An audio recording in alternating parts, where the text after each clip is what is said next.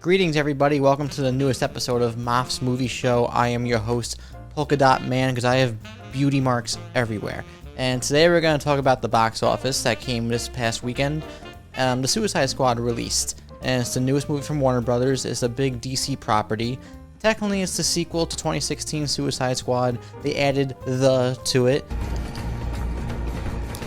Keep the Suicide Squad. It's clean. Apparently, studios were expecting a little bit over 30 million, given the circumstances. And I'm going to get into that, which is you've seen already from the thumbnail for today's topic. But it's projected for about 26.5 million. My quick review of the Suicide Squad, I actually really enjoyed it. I think it's superior vastly to the first Suicide Squad directed by David Ayer. I think all the characters, even the ones that kind of bite the dust super quickly, are fully realized for what the context that they're given in the story. I think James Gunn does a lot with non-linear storytelling, and I think it could be deterring for some people where it kind of breaks the pace of the movie. But I think it's going to play better on rewatches, and I really enjoyed seeing these slower moments with certain characters. I really liked Harley Quinn in this movie. Margot Robbie's great as the character, especially from Birds of Prey to this. At first, I kind of wasn't buying into her subplot, but there's a really quick moment in a certain scene where it just kind of turned around for me, and I kind of haven't stopped thinking about it since. King Shark is adorable and great. Ratcatcher 2 is a character that I didn't think I would care about, but now I entertaining the idea of having a rat as a pet. James Gunn uses the R rating to his advantage, and he does not hold back. There's a lot of gore in this movie. It's not a family movie. It's not for kids. I would probably show my 8 or 9-year-old kid this movie, but that's because I'm a psychopath. I saw Terminator 2 when I was 7 years old. But I think it's a fun time at the movies if you can go, if it's safe. It's also a fun time at home. It's just super entertaining, and in a landscape where a lot of superhero movies could be boring and safe, this is not one of those. This is definitely worth your time. It's just a solid movie. Before I really delve into this topic, I want to just shout out Dan Merle. He's somebody that I look up to and I aspire to. He does videos every week on box office conversations, so much better than I ever could, and he's extremely talented. And if you aren't subscribed to him, I would implore you to check him out ASAP. But I really want to talk about this because a lot of people on Twitter, on social media, and a lot of these publishers are running with headlines about how this movie is underperforming, and what does it mean for the studio? What does it mean for these actors? What does it mean for James Gunn? They're considering it a failure. And it seems so tone deaf to me because we're still living in a pandemic. Not to really make things real, but I just thought it was silly because, especially, I'm not going to say who it is, and I'm going to blur out who it is because I don't want to give them any more attention than they already have, because they've been getting a lot of quote tweets. But this one person said this, saying blah, blah, blah, pandemic, and blah, blah, blah, this and that.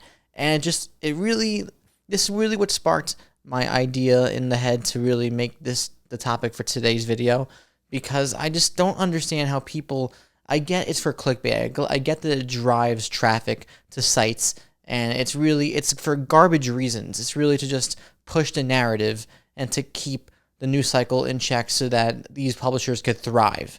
It's kind of like TMZ taking advantage of celebrities' deaths, posting it before the family's knowledge, because we're still in a transformative, changing landscape for numbers and statistics when it comes to streaming and just the success or failure of a movie when they release week to week. For these big tentpole movies, it does seem to pose an issue where it's hard to find a clear answer, but that's because there is no clear answer for why a movie that should be doing very well with money isn't doing well with money.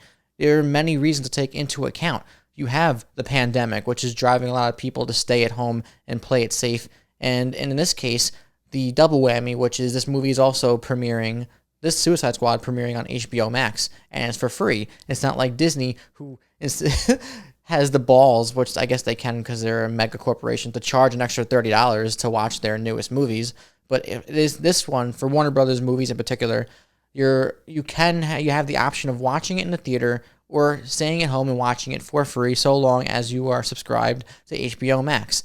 And a lot of the reason why they're doing this is, you could say it's for a safe reason, but they are trying to push subscribers towards their app so that people could use it.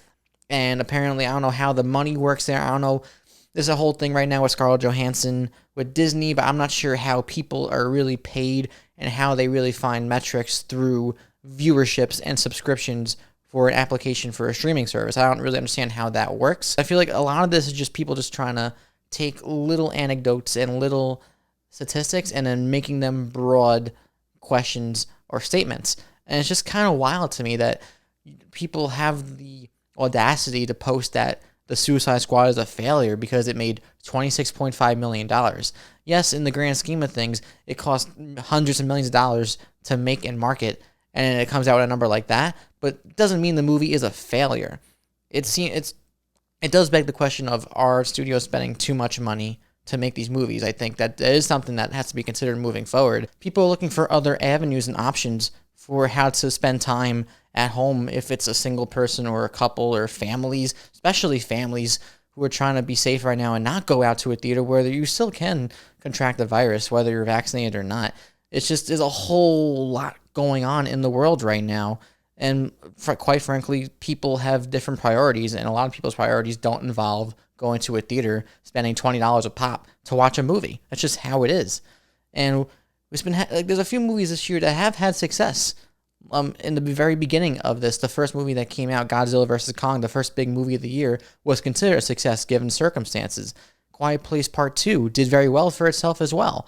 And Fast and Furious 9 internationally is doing pretty well as well. I'm not really sure how much more I could brush on this canvas when it comes to this topic right now, because it's just a very broad idea. And I feel like I bring a lot of broad topics to this show so far, but I guess this kind of is a segue from last week with talking about comic book movies. Are they on their way out the door, or are they going to be here for a little while longer? But my whole thing is that I got triggered by this one individual, but it's not just this one person, the people who run this publishing site. It's a lot of places that are really pushing a certain narrative that movies are failures because they don't make a lot of money at the box office. Like, it's as simple as the Delta variant's out there, coronavirus is still out there, and people don't want to go outside to a theater with other people to watch it, especially when they could watch it at home for free on an app that costs, I forgot, it's like $5 to $10 a month. It's super simple in that regard, why movies aren't making as much as they are. And I think we're at a time period now where we're not going to see $100 million or more on opening weekend, like with your typical Marvel Disney movie, where, in my head right now, the first Avengers made over $200 million in the opening weekend. And that was the last big number I remember where that was the set threshold now for successful blockbusters to make at least $150 million on opening weekend. That's not happening anymore.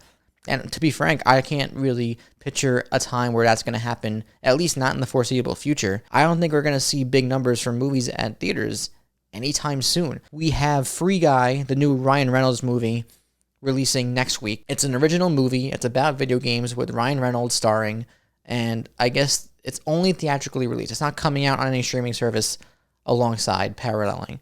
So we'll see how that does next weekend. Then we have Shang Chi, the newest Marvel movie, coming out in September. And if that doesn't do well, if that underperforms like Black Widow supposedly did too, then I don't know what studios are going to do from that point. If they're going to start pushing movies to 2022, like a Spider-Man No Way Home, or even a Dune. Because a lot of these movies there's still a few blockbusters. Even Halloween Kills in October.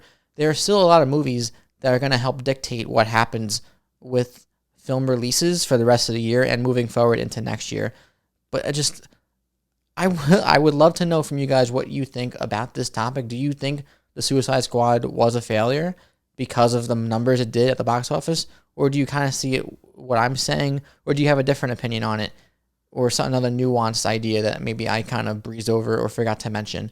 Let me know in the comments down below. If you also have not and want to, you can subscribe to my channel and ring the bell. So every time I make a new video, you will get a notification on your phone like, oh, hey, that weird Italian kid from Staten Island has made a new video. I don't know. If I have free time after work, I'll check it out. I want to thank my sponsors. Oh, wait, I don't have any sponsors. I could always use the extra cash. But yeah, thank you again for sticking around this far. If you have gotten this far, thank you for watching it all. I appreciate the support. And I will see you guys next week for next week's episode. And hopefully we'll have something juicy to talk about that isn't as silly and dumb as this week's topic. This just grinded my gears, as Peter Griffin would say. I'll see you soon. Have a good week. Stay safe. Take care. Love y'all. Bye.